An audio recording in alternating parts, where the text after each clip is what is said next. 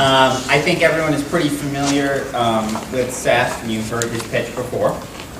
So just a little background. Seth was an investment professional at Trillion Capital, which is a socially responsible investment firm.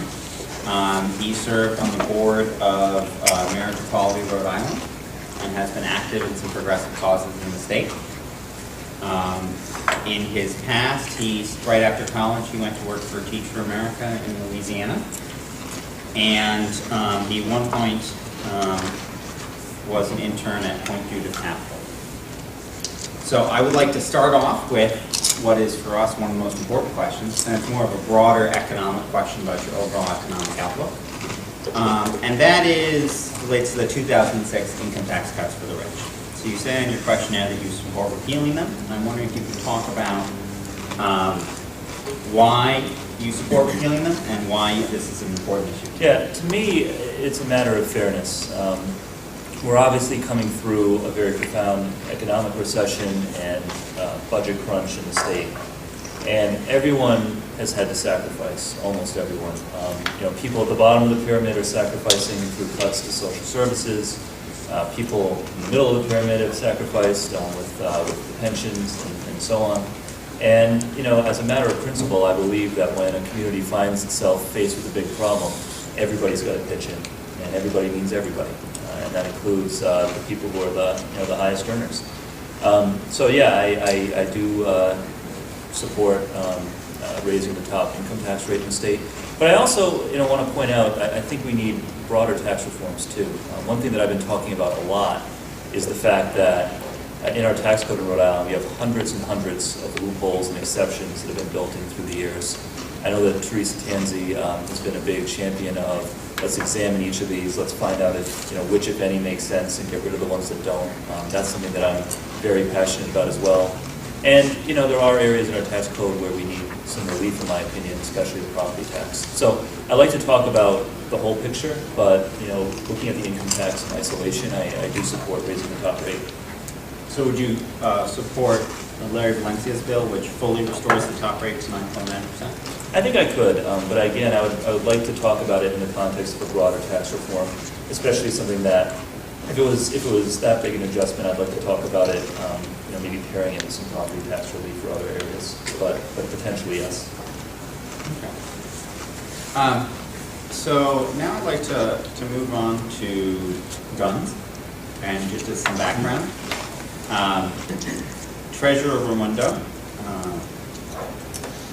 put out a press release at the end of 2013 about thinking about divestment from guns, and then we later on, when nothing was happening on this, led a calling campaign, which successfully resulted in a gun divestment.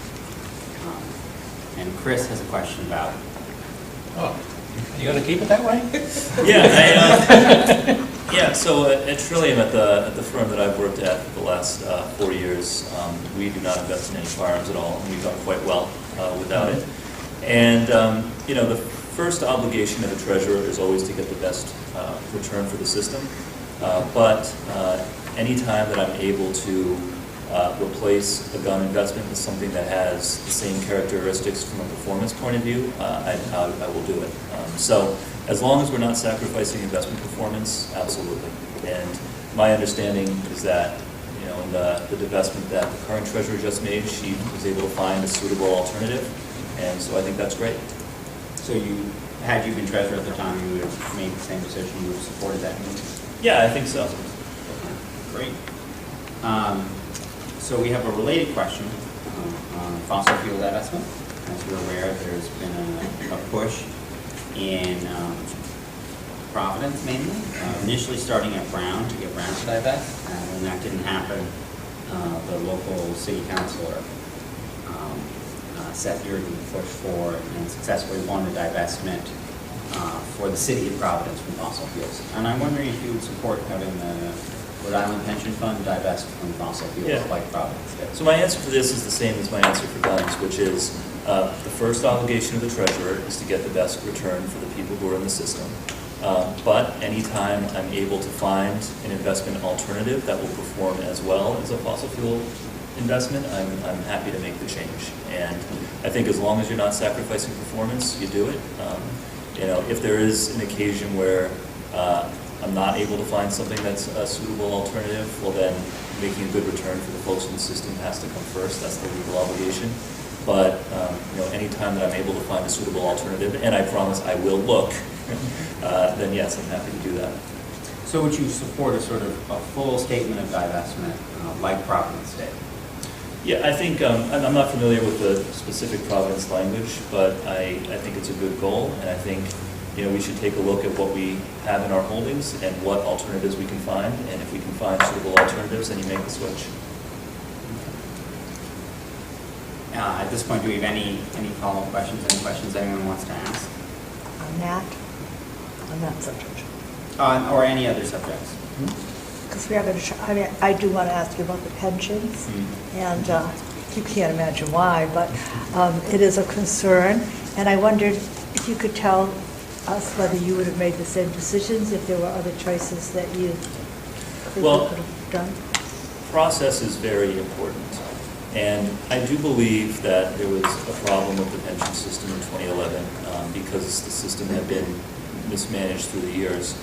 But I do not think that there was a real collaboration in the sense that I don't think that the current treasurer brought together, the unions and other parties to say, look, we've got a problem, let's figure out together what the best way to fix it is. And I'm very committed to going back to the negotiating table, resuming the mediation in this lawsuit, and going into it with a real spirit of collaboration that says, all right, we've got a hole to fill, let's figure out how together we're going to do it. I'm not going to go in and say, this is the way it must be. I do believe that we should get back to the table, have a real conversation, and come to an agreement. Just to push you a little on the COLAs, because obviously the people who lost their COLAs have already lost money. Yep. If we go till it's fully funded, I think they said, what was it going to be, 19 years, so most of us will be dead, which is probably the idea of that tactic. But I wondered what you would do about those in particular, since it's such a specific group of people. Yeah, no, absolutely. And I think, again, this is where it's going to be important to bring stakeholders together. There are a lot of different issues with the pension bill that was passed. COLAs is one, there's retirement age, there's other things. And I want to hear from the public employee unions and others, okay, what are the things that are most important to you?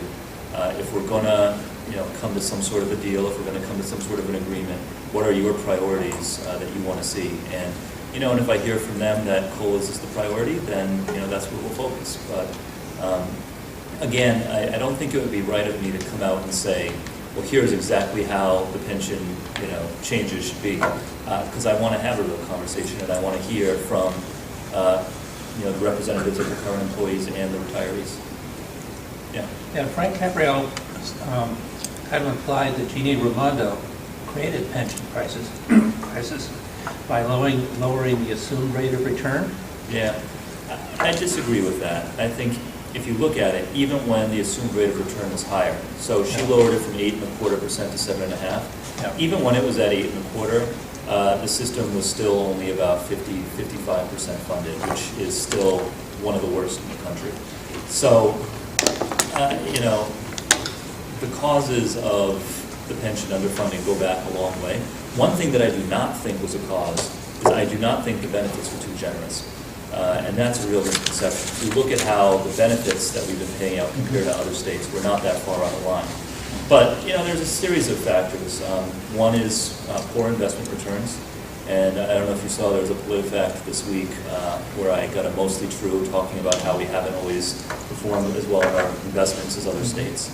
There were some years when the state missed its contributions into the system or delayed them that we're still paying for today. And to be honest, I don't think the system was ever funded at a healthy level to begin with. We've really been playing catch-up from the very beginning, going back to the 60s, 70s. So there's a lot of factors, but I would disagree. I think even before the assumed rate of return was lowered, there was still a problem. And it wasn't the fault of the folks who were in the system, and it wasn't because the benefits were too high. It was because the politicians mismanaged that system over the course of decades. So do you think that the change in the assumed rate of return was a good idea. Would you support lowering it further? And alternatively, would you support reinstating it or raising it further? Well, I want to go in and I want to do a review of this. It's the kind of thing that you want to do a periodic review of because you're trying to predict the future. You're trying to predict what the financial markets are going to do going forward. And the world can look very different a year from now or 3 years from now than it does today. So it's something that we should be reevaluating much more often than every 4 years. In terms of how I feel right now, I do not think there is a need to lower it any further. I think that 7.5% a year is achievable. It's not to say that it's easy, but I do think it can be done. And in terms of whether we can go back higher, I think that we should go in and do another evaluation and see what we think is feasible. But at this point, I wouldn't support lowering it any further. So had you been a state legislator at the time, would you have voted for the pension cuts? That's a very tough question. I do think that something had to be done, and that's just the reality of it. I don't like the process by which that bill was put together. That's a really tough question. I've never been asked before. I don't know. Yeah. Randall has a question. Well, last time you were here, I asked you, would you, a question related to what we've just had, would you support raising the annual required contribution from the General Assembly to match the average, to match what would be needed to fully fund it, given the actual earned rate of return over the last 10 years? And at that point, you were saying you were not in favor of raising it. But I don't want to repeat that question, although I'm just mentioning it in case your answers change. But I did have a different question, which is, would you? I know you've had experience in the financial industry. You worked at Trillium Asset Management for several years. You worked before that at Point Judith Capital as an intern, Point Judith, of course, is a well-connected firm, and so on. But my question is, because I'm concerned, public pensions are often earned relatively low rates of return. There's a lot of shady things going on. Would you pledge not to direct any state investments to the firms you've worked in to avoid conflicts of interest? Yes. Okay. So, one of the key issues for us in general is the issue of education. And Ed has some questions about education. I'm delighted to meet a former elementary school teacher. Where did you teach? I taught in a town called Opelousas, Louisiana. And I can give a little context around that if you're interested. Sure. So I was a senior in college when Hurricane Katrina happened. Down the road here at Brown? Yeah, and I think like many people, I was horrified by what I was seeing on TV, and I wanted to go down and do something to help out. And I had heard that in some communities in Louisiana, a number of families had moved from New Orleans out into the outlying communities, and there were shortages of teachers. And Opelousas, the town where I was, that was the case. A lot of families had moved out from New Orleans. The school system was very crowded. It was a small town, a rural town. And so I went down there. I taught elementary school, 3rd and 4th grade, for a couple of years. Had a very profound experience, one that I think about often. Not just teaching, but living and working in a community very different than the one I had grown up in. We had challenging circumstances, but we did our best and persevered, and I'm very proud of that chapter of my life. How did the school weather this influx? I mean, hiring new teachers? Not easily. So as Sam mentioned, I was in the Teach for America program. There were 2 of us in my school. But even with that, there were 3 other classrooms that didn't have full-time permanent teachers the whole time I was there. It was just rotating subs. And unlike a lot of places like here, where subs are qualified credentialed teachers who are waiting for a placement, that was not the case down there. I mean, subs were whoever we could find, people, parents of kids, grandparents, and it was terrible for those kids, not having a stable teacher for a whole school year. But it would be. I noticed you talk about the right to unionize. Was your school unionized So, in Louisiana? yeah, so I joined the AFT my first day down there, and I'll tell you a quick story about it. Louisiana is not a state with a strong labor tradition, to put it mildly, and I went down and I joined the AFT my first year, and I went around to some of the other first-year teachers to ask if they were joining the union too, and they were all like, no, we don't really do that down here, that's not really our thing. And I'll never forget, the AFT fought for and won a $5,000 raise for every teacher the first year I was there. And first-year teachers were making about $30,000 a year, so a $5,000 raise was a big deal. And so I got to go back to all of them and say, you see, this is why you joined the union. Good for you. Yeah. Good for you. What is your overall, this is a little bit outside your bailiwick, but what is your overall opinion of our current education commission? That is a little outside. I don't agree with her on everything. I have found the arguments of, my friend Tom Zagoros and others that the kneecap is not a good test for us to be using and things like that. The argument of the kneecap test Yeah, itself. right, exactly. When it comes to education issues, I think that the way that the Treasurer's Office can have the most dramatic impact is on facilities, how we fund and finance school facilities. Because I thought about it a lot, especially given the fact that I have some experience in education. I really wanted to do something from the Treasurer's Office, and it seems that's an area that is one that the office can really touch. So I don't know if you all saw, I put out a series of policy proposals this past week, and a big chunk of it has to do with financing school construction and repair. I'm embarrassed to say I didn't, but there are schools, Mount Pleasant. Oh, yeah. Well, if you give me 30 seconds on this, I'll tell you what I'm proposing. That's 60, okay. Well, We are limited. yeah, I know. No, but this is something I want to do, so you should know about it.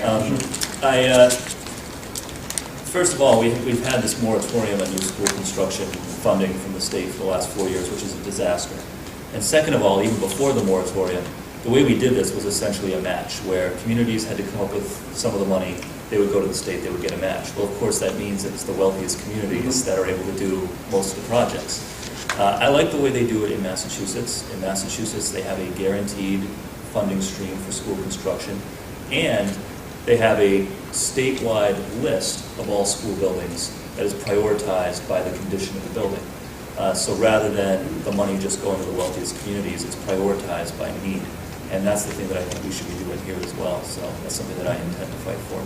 So Thank you. You support the statewide funding stream for school construction, like what happens in Massachusetts where they have the school construction funding formula. Yes. Treasurer Raimondo also put out this proposal, All right. and we did in fact criticize her proposal because she said that she would reallocate the funding from the sales tax, which we felt was a dodge because that money is already allocated in general Other places. budget. So I'm wondering how you would fund that.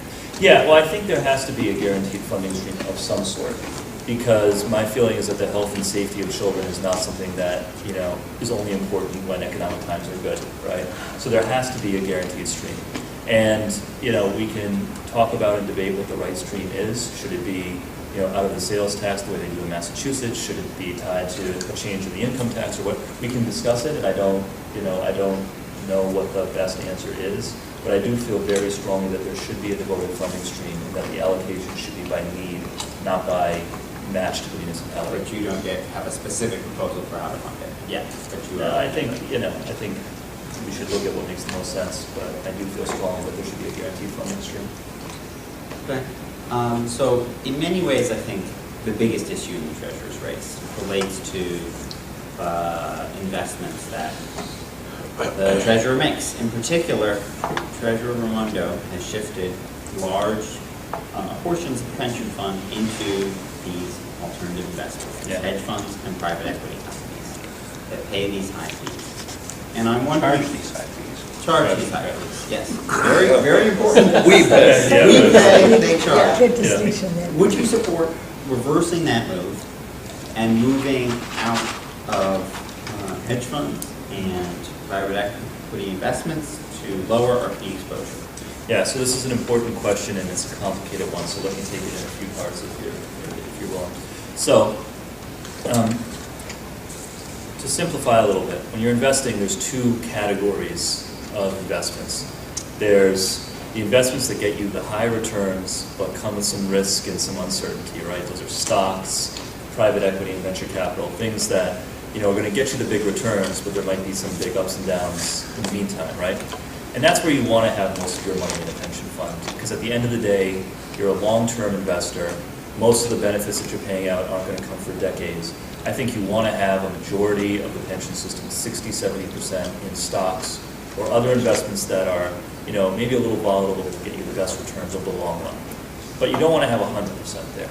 You also want to have some of your investments in a second category, which is your defensive assets, right? Where if another 2008 happens and the world collapses, you know, you still have that little bit of insurance, right? That 30 to 40%, I would say, is the right number, maybe a little less. In the past, that was primarily bonds. Bonds were your safe investment, right? Lower return than stocks and other things, but also lower volatility. Well, the problem is, with quantitative easing at the Fed, interest rates are near historic lows, and bonds pay you nothing. As a matter of fact, they pay you less than nothing, because if you hold a bond and the interest rates come back up, you lose money on those bonds. So I understand why the current treasurer has shifted some money out of bonds and into these hedge funds, because bonds are not as good a choice as they once were. The problem with hedge funds, as you noted, is the fees are exorbitant.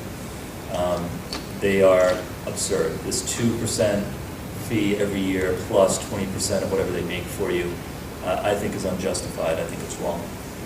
So what do we do about it? We've got two bad options. We've got bonds, which pay us nothing, and then we've got the hedge funds, which, you know, charge these ridiculous fees. I would approach this in two steps. The first step is, let's see if we can negotiate these fees down. And one idea that I proposed is big states like New York and California pay a lower rate to funds because they're bigger and they have that bargaining power to get a better deal. I want Rhode Island to get together with other small states so that we can go out to bid as a group, increase our bargaining power to get a better deal. That's the first step. The second step is when interest rates come back up, which they will. Quantitative easing is not going to last forever. We've got probably a couple more years, maybe a little longer, depending on what, well, according to the standard. yeah, but once the rates come back up, then I don't think there's any reason to be in hedge funds anymore, and I think you move back into bonds and fixed income. So that's obviously not a soundbite answer. It's not something you can put on the back of a bumper sticker, but I think it's the responsible one. I think in the short term, we can be a little smarter and a little more creative about bringing those fees down, so more of our pension money stays in the pension system instead of going to Wall Street. And then as soon as we get to a more normalized interest rate environment, I think that the justification for having any of these hedge funds goes away. So, 2 points. One, it's unlikely that the interest rate will ever go up again, because if it does, our annual payments on the national debt will skyrocket. Well, I mean, Keynesian economics would tell you that, you know, you've got stimulus now, and the economy's starting to pick back up, slower than we'd like, but it is. And eventually, as the economy picks back up, you'll begin to see inflation, and that's when the Fed would raise rates to prevent too much inflation. Why would you bother to invest in a hedge fund at all if you can simply use an index? Yeah, so again, there are different kinds of index funds. There's stock index funds, which I agree is what most of the pension system should be in. Remember, we're just talking about the defensive category. Yeah. And then you have bond index funds, which in normal times, I think, are where most of your defensive money should be. But because we're in this unusual interest rate environment, that can get you in trouble. So I'm all for having index. And by the way, about, I think, 60-70% of the pension fund today is in either index stocks or bond funds. Because so I'm all for it. they've outperformed most hedge funds. Yeah, and so again, that's why most of our money should be in these index stock funds. And as soon as interest rates come back up, I think index funds for bonds make sense for the defensive part of the pension system. So I have to to follow up on one of the things you said earlier, which is that the purpose of hedge funds is that they have lower volatility. Well, there's different types of hedge Right, funds. but that's the defense of the hedge fund investments. The alternate response, which I would admit is something I do believe in personally, is that what hedge funds do is essentially they combine a bunch of different investments. And the reason they are lower volatility is that they aren't all invested in stocks. And primarily the hedging investment is bonds. There are some other cases where they hedge in some particular other ways, but primarily what a hedge fund does is simply add in these lower volatility things. So essentially, if you look at a hedge fund compared to a 60-40 standard equity bond ratio, you see consistently higher returns without the volatility payoff. I think what you've got to be careful of, though, is that there are many different types of hedge funds. So within the hedge funds universe, there are different categories, and there are some that are higher volatility than others. And so, fund selection is a very important part of the treasurer's job. So I think, if you're talking about the universe of hedge funds altogether, you might be right. I don't know. I want to see the research, but I could believe that. But again, within that universe of all the different kinds of hedge funds, there are some that are lower volatility than others. So again, what a hedge fund does is it combines multiple investments and then charges fees on top of it. The question is, are there specific investments that you believe that you can only access through using the hedge fund route? The hedging components of those investments? Or is there any way that we could access those hedging components without paying the higher fees? Yeah, I think, if you're looking at things like long-short funds where, for example, you could say, there are some types of funds that do this. They'll say, well, we think Coke is going to do better than Pepsi, and so we're going to go long on Coke and we're going to short Pepsi. And by doing that, you're eliminating any effect of the market, and you're just looking at the market overall, and you're just looking at the performance of the two companies relative to each other.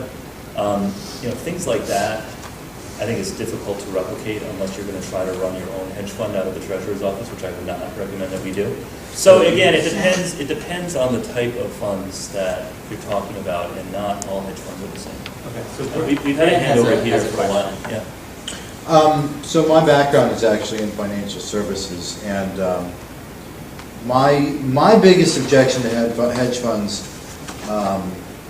isn't simply that the fee structure is itself inherently ridiculous and deceptive, but also that the funds themselves, the reason that hedge funds exist is because they're opaque and unregulated relative to traditional mutual funds or index funds, which are much more transparent and which are subject to a much greater variety of laws. And that's, I think, almost the entire reason for the surge in hedge fund activity, I feel, is attributable simply to the fact that the managers love the fact that they're opaque and unregulated. It allows for degrees of irresponsibility and deception that wouldn't be possible under a standard mutual fund framework. And so I'm very troubled earlier on when which you kind of walked back and expanded on a little bit, but earlier on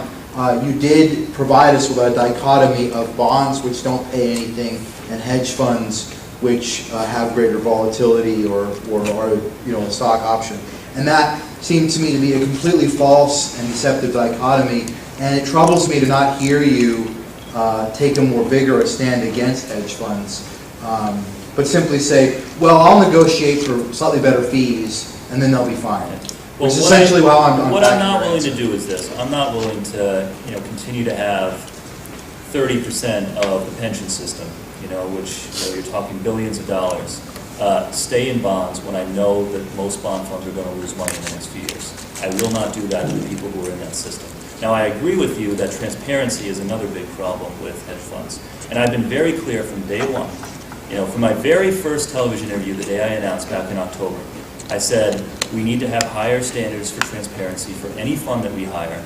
And if there's a fund that's not willing to go along with that, then I will walk away from them. And I think we need to have a good understanding of what transparency we demand. Because at the end of the day, this is the people's money. We have a right to know where it is, how it's being used. I think we need to know not just, how much money has gone in and gone out of these funds and what the returns and the fees are, but we need to know what the underlying holdings are in real time. And if there's a fund that is not willing to provide that information, then I will walk. I agree with you that there are a lot of things about hedge funds that are terrible, and transparency is one, fees are one. But we're in a situation right now where we are choosing between some bad options. There is no one good option. I agree that we want to have a majority of the pension system in stock index funds, but you don't want to have 100% of the pension fund in anything. So the question is, where do you go for the defensive allocation part of your pension system? And again, in normal times, that's bonds, and when normal times return, I will go back into bonds. But in the meantime, I think we have to make the best of a bad situation as we anticipate making this transition back into fixed income, back into bonds. At the risk of monopolizing the table, my next question is about the issue of blind trusts.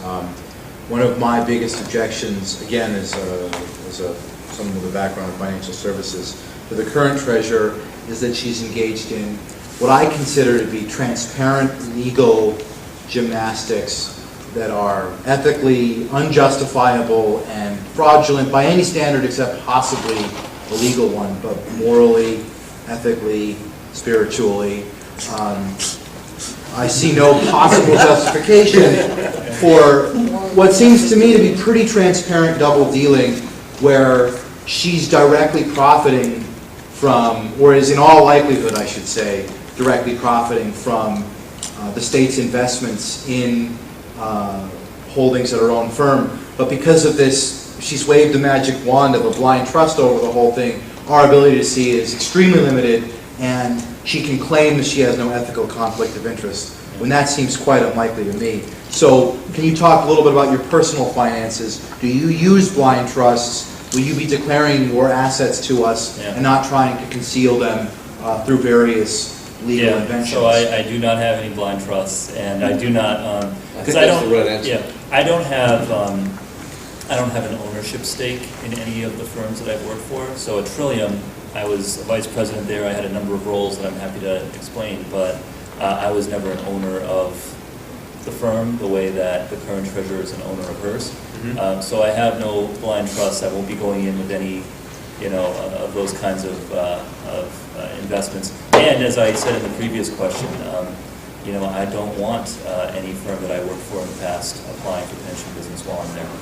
And third brief question, I was perversely surprised to hear you blanket promise that you won't invest in any firm that you've ever worked with. Worked for, yes, my apologies. I don't mean to mischaracterize what you said, I apologize. But if all those investment managers in that same team happen to create a new firm with a new name, would that then be acceptable to you? Probably. Because we all know this never ever happens. Yeah. Right. But just in the off chance. Yeah. I've never gotten that question before, but I would probably ask them to look elsewhere. So, a related question. If we have a hand there, and then. So, just briefly, Yeah. According to DiCaprio, the cost of managing the funds went from $20 million to $75 million under Gina. What are you going to do about that? Well, as I described, the big reason why those fees went up was because she shifted from mostly having the defensive part of the pension system, that 35-ish% in bonds, to hedge funds. That's why the fees went up. And so I just laid out my two-part plan. Part one is let's get together with other states, increase our negotiating leverage so we can get a better deal on those fees. And then as soon as interest rates come back up, let's get out of it and go back to bonds. And then I think you will see us get back to, a fee structure that's similar to what we had in the past. So I Nancy want has to- a question. I've heard twice now you've said that you would try to contact other smaller states. Yeah. Have any states thus far expressed an interest? Yeah, this is where, having the video cameras on is a little tough because I'll just say that I've reached out, without naming names, I've reached out to some treasurers from other states to just float the idea, and I've gotten some preliminary interest, but it's obviously all very preliminary because I haven't been elected yet. But that's really all I can say. All right. Yeah. Randall now has a quick question. Yeah, so it's, you said that you wanted to set some standards for transparency, and but I wasn't too clear on what those standards were. When you said you, so let me be clear about this. You want the hedge funds that you invest in, whether they're hedge funds that actually hedge or other kinds of hedge funds, you want them to disclose in real time every single asset they own and the quantity and market price for it. Are you going that far? I'm not sure. Yeah, I think that's certainly the goal, and that's the Wait, same kind goal. of disclosure. Well, no, that's the same kind of disclosure that index funds and mutual funds provide, and I think that there are different types of exotic funds out there that would say that they couldn't do something like that, but that's probably not the kind of fund we want to invest in anyway.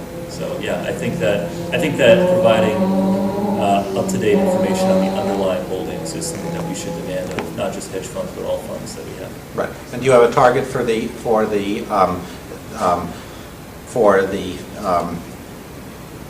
let me see. I'm not quite sure how to put it because I don't know the technical language. But do you when hedge funds have certain charges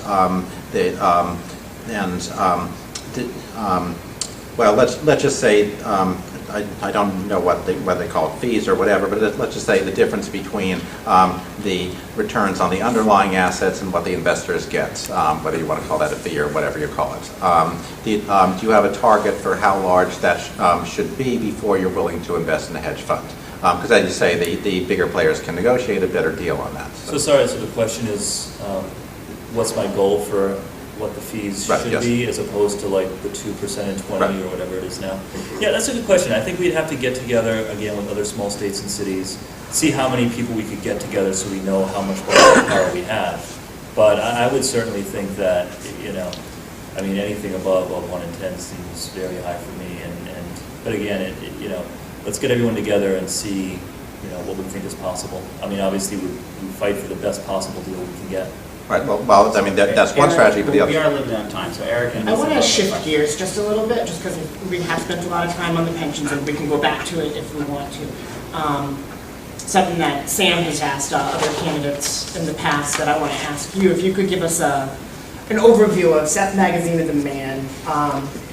Do you consider yourself to be a progressive Democrat? You have stated publicly, I am a Democrat, I'm a real Democrat. Yeah. Do you consider yourself to be a progressive Democrat? And can you give us an inside look to your values? Because Treasurer's office can be and has been a stepping stone to higher office. Yeah, good question. I certainly consider myself to be a progressive Democrat. I like calling myself a liberal, to be honest with you. Maybe I'm old-fashioned that way, but I consider myself to be an old-fashioned FDR, New Deal liberal. I believe that, when times are tough, that's when government has to step up and put people back to work, just like we did back then. I do believe in all those things: progressive taxation, public education, public works, and my heroes are people like FDR and Ted Kennedy, and I love what Elizabeth Warren is doing, and Bernie Sanders and others. So, yeah. Lisa has. We need to, because we are short on time. So Lisa does. Okay. Well, I just asked you this. I know that you were counselors and good friends and consulting with us. And when Tom was running, Warren, he was talking about taking, one of the things that was so impressive was his talk about taking the big banks and moving back to Rhode Island. You haven't talked about that at all? I mean, is this something that creating some kind of, I know people here are very interested in creating some kind of state bank. Yeah. And the fact that, according to Tom, you have this power to do that within the office of treasurer. Yeah.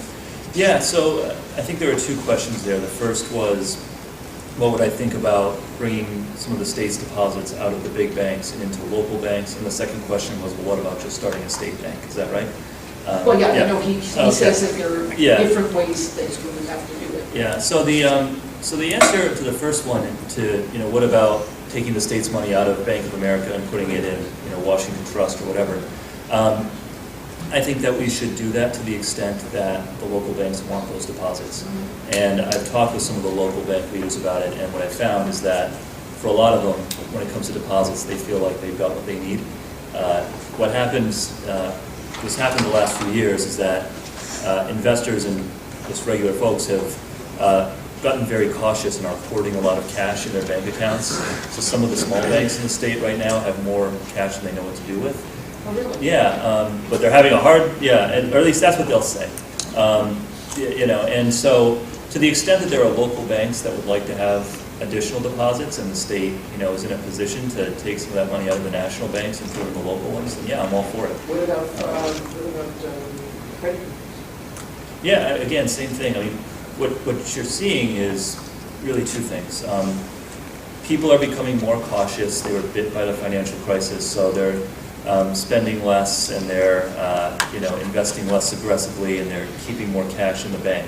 And at the same time, the banks will tell you that demand for loans has gone down, so a lot of the local banks feel like they have more cash than they know what to deal with. Now, I know what you're going to say.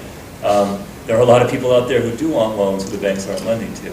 And so I think what we need to do is educate some of these bankers who maybe see someone come in who looks unconventional from their point of view, and teach them that no, I mean, these are Rhode Islanders who really, are in a position to do great things, to start businesses that will be successful, and so on, and help them make those loans. We are running low on time. But We can talk about this after. yeah, I'm happy to talk about it offline. Nancy has a question that we want to get in, and we have only a few minutes left, so let's try and be very brief in our answers.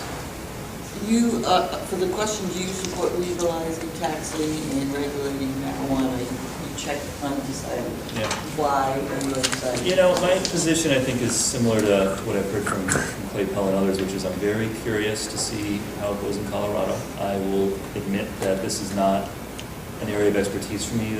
There's a lot of debate about are there, health ramifications, yes or no, and I don't come from the medical or health profession. I really don't know the answer to that. So I'm interested to see what happens in Colorado. If it works there, then I think it's worth looking into here. I will say I read the New York Times editorial about it a couple weeks ago, and it was very persuasive. So, I'm not saying no. I'm not ready to say yes yet, but I'm going to look and see. Are you in favor of medical marijuana? Absolutely, and decriminalization. For So, sure. It's already. Yeah, I was in favor of that. The treasurer has purview over the Rhode Island Student Loan Authority to some extent, with a seat on the board and considerable influence over their policies. Will you, as treasurer, use your board seat and your influence over RISLA to encourage them to lower their interest rate?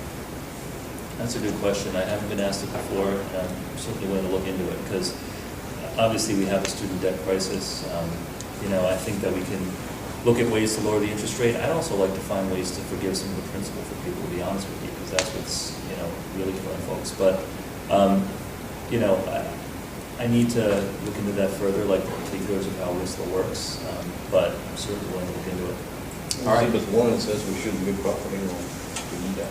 Yeah, well, I think she's talking about the federal government's loan program, and she's absolutely right. I mean, that's... So I see Mollis absurd. outside, so I'm going to ask our final question. What do you think about Treasurer Raimondo's performance, and can you give her a letter grade? Yeah, so I got this same question on the newsmakers debate, and I'll give the same answer. There are things that she's done that I agree with, and things that she's done that I disagree with. On the disagreement side, I talked already about the pension bill, and especially the process that went into crafting it. But I also am someone who gives credit where it's due. I commend her for coming out against payday lending, which is something that I believe very strongly in, and doing things like cleaning up the Crime Victims Compensation Fund, which, if you follow that story at all, it was a real mess. So, areas where I think she's done well, and areas where I think she hasn't. And in terms of a letter grade, I don't really know. I stopped doing that when I stopped teaching. Lots of people like to hedge on that question. Yeah. All right, well, thank you so much for coming in.